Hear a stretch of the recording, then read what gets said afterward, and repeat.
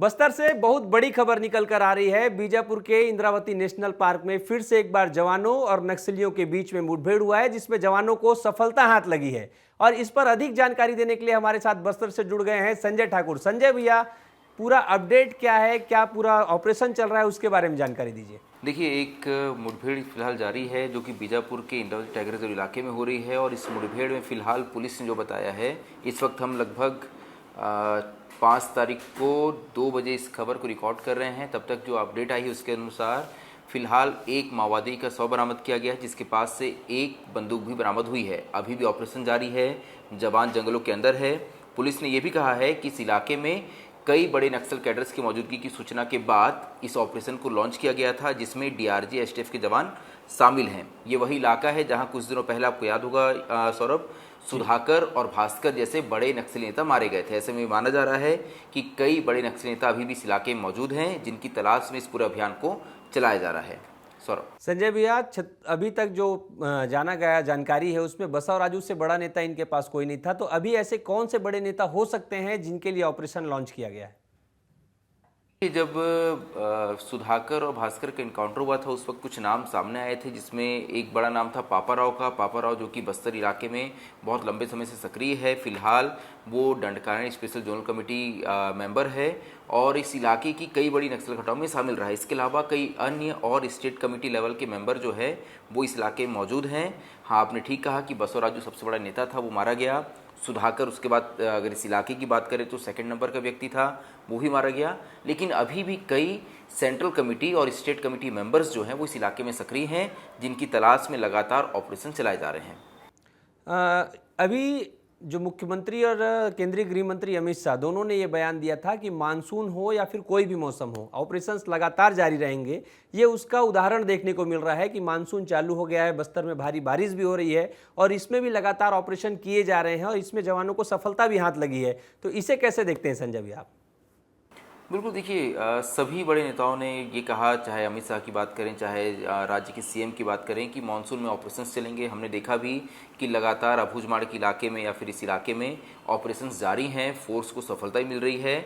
तो एक बात तो तय है कि इस बार मानसून में भी नक्सलियों को, जो अमित शाह ने कहा था कि चैन से सोने नहीं देंगे, तो वही होता नजर आ रहा है। लगातार नक्सलियों के कोर इलाके में फोर्स जारी है और इसके लगातार कई वीडियो भी सामने आ रहे हैं, जिसमें हम देख रहे हैं कि जवान उफनती नदियों को पार कर रहे हैं, भारी बारिश में रेनकोट ओढ़कर या किसी तरह से अपने आप को बचाकर जंगलों में गश्त कर रहे हैं। तो इस तरह की जो तस्वीरें आ रही है, इससे एक बात तो साफ है कि लगातार बारिश के मौसम में जब ये बस्तर के जंगल बहुत खतरनाक हो जाते हैं, तब भी जवान इस इलाके में बड़े ऑपरेशंस पर निकल रहे हैं और उन्हें सफलता भी मिल रही है।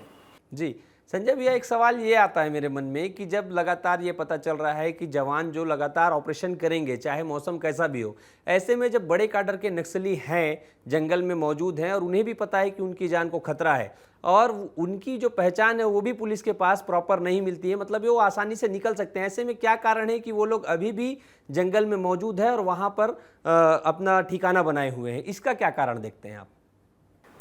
देखिए, मेरी एक बड़े नक्सली नेता से कुछ सालों पहले बात हो रही थी। उन्होंने एक बहुत ही महत्वपूर्ण बात बताई थी। उन्होंने कहा था कि जंगल ऐसे हैं जहां पर आपसे 10 मीटर की दूरी पे कौन मौजूद है ये कई बार आप देख नहीं पाते, खास तौर पे बारिश के मौसम में। देखिए, इसीलिए गर्मी के मौसम का बहुत महत्व होता है।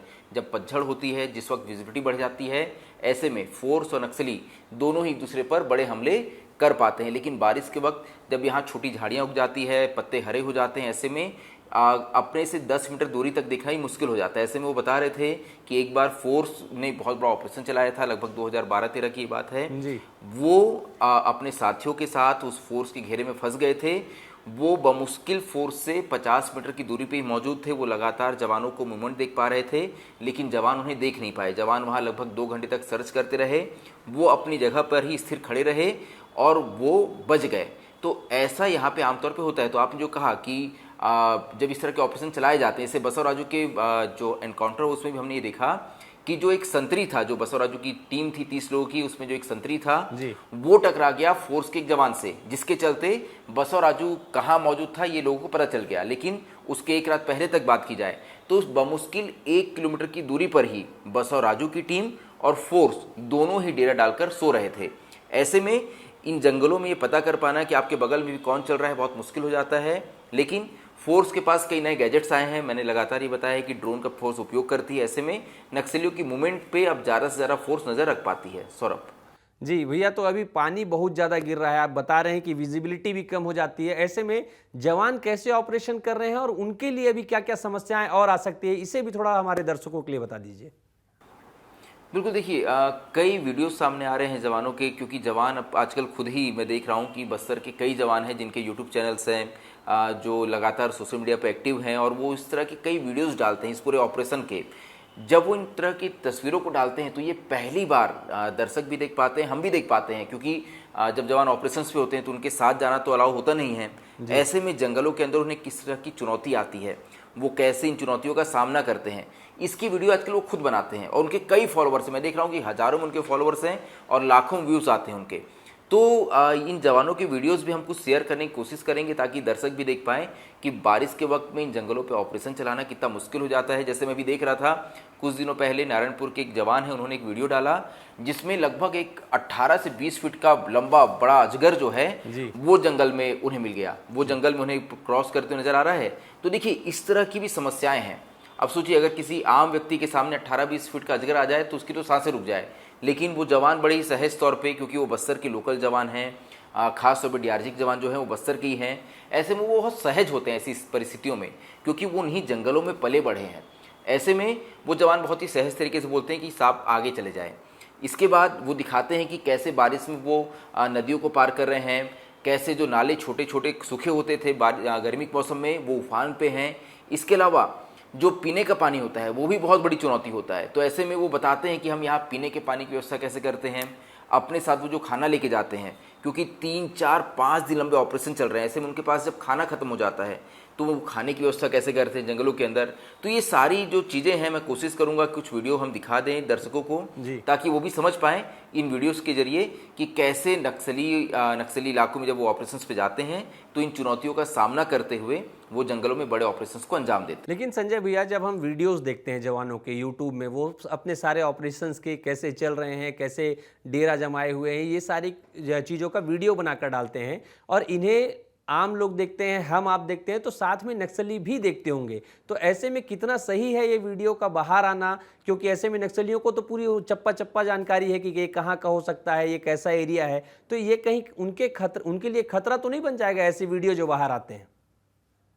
देखिए पुलिस के कई आलाधिकारी इस बात को लेकर चिंता जता चुके हैं कि लगातार जो ऑपरेशन के दौरान जवान वीडियोस बनाते हैं, इसमें कई बार जवान लाइव ऑपरेशन का या लाइव इनकाउंटर का वीडियो भी बनाते हैं, जिसमें हम देख रहे हैं कि दोनों ओर से गोलियां चल रही हैं, लेकिन इसके बावजूद जवान जो है उसका वीडियो बना रहे हैं। तो हाँ, वाकई इससे जवानों की मूवमेंट, जवानों का तरीका, जवानों के चेहरे कई बार बाहर आ जाते हैं। जवान कौन से हथियार लेके चलते हैं, जंगलों में वो कैसे रहते हैं, जंगलों में कैसे सोते हैं, कैसे खाते हैं, ये सारी चीज़ जो है ये कई बार सामने आ जाती है।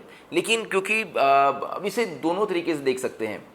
जवान लगातार मोटिवेटेड रहने के लिए, देखिए बस्तर के जवान हैं, इतने विषम परिस्थितियों में ये काम कर रहे हैं, तो हो सकता है कि लगातार वो अपने आप को मोटिवेटेड रखने के लिए वो इस तरह के वीडियोस बना रहे हों।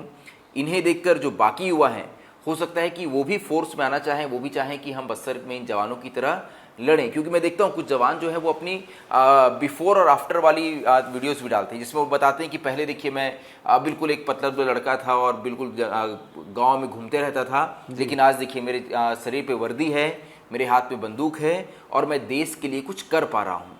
तो वो इस तरह की वीडियोज़ भी बनाते हैं। तो ऐसे में हो सकता है कि पुलिस के अधिकारी भी इसीलिए इस तरह की वीडियोज़ बनाने से उन्हें ना रोक रहे हों, या हो सकता है कि वो रोकने में सक्षम ना हो, क्योंकि मैं देखता हूं कि ऐसे 100 से ज़्यादा अलग अलग जवान हैं जो इस तरह की वीडियो बनाते हैं। और मैंने जो बताया कि हज़ारों में इनके सब्सक्राइबर्स हैं और लाखों में इनके व्यूज़ आते हैं, क्योंकि हर कोई देखना चाहता है, हम भी देखना चाहते हैं। मैं भी इनके वीडियो घंटों देखता हूँ। जब मैं देखता हूँ कि वो कैसे जंगलों में जा रहे हैं। एक मैं वीडियो देख रहा था जिसमें वो कर्रे गुटालू का जो इनकाउंटर हो रहा था उसका वीडियो था, और उसमें कैसे जवानों ने उन पहाड़ियों पर चढ़ने के लिए एक देसी सीढ़ी बनाई थी और उस पर जवान कैसे चढ़ रहे थे। और जवान बता रहे थे कि जब हम इस सीढ़ी पे चढ़ते हैं तो हम अपनी बंदूक को पीठ पे टांग लेते हैं, ऐसे में अगर ऊपर कोई नक्सली होगा तो आसानी से वो हमें गोली मार सकता है। तो जवान भी इस बात को लेकर सचेत हैं। जवान जानते हैं कि किस तरह की परिस्थितियां होती है और उसमें वो कैसे नक्सलियों के एम्बुश में फंस सकते हैं। तो लेकिन हाँ, वीडियोस बन रहे हैं, वो लगातार सोशल मीडिया पे सर्कुलेट भी हो रहे हैं, लोग उन्हें देख भी रहे हैं, जवानों को सराह भी रहे हैं, और हाँ, पुलिस के अधिकारी इसको लेकर चिंता भी व्यक्त कर रहे हैं। आपकी भी चिंता स्वाभाविक है, लेकिन अब वीडियो तो बन रहे हैं, अब उसका क्या कर सकते हैं। जी, लेकिन बिल्कुल ध्यान भी रखना चाहिए कि ऐसी कोई जानकारी सामने ना आ जाए जिससे उन्हें नुकसान उठाना पड़े। वैसे भैया अभी भी पता चल रहा है कि गश्त जारी है, ऑपरेशन जारी है, तो जो भी वहाँ से डिटेल होगी आप ऐसे ही लगातार हमें और हमारे दर्शकों को इसकी अपडेट बताते रहिएगा। और आपने ये सारी जानकारी दी, इसके लिए बहुत बहुत धन्यवाद संजय भैया। हम नक्सलियों के ऑपरेशन के बारे में और जितनी भी एक्टिविटी है उनके बारे में ऐसे ही लगातार बात करते रहेंगे। हमारी बातचीत आपको कैसी लग रही है हमें कमेंट करके ज़रूर बताइएगा।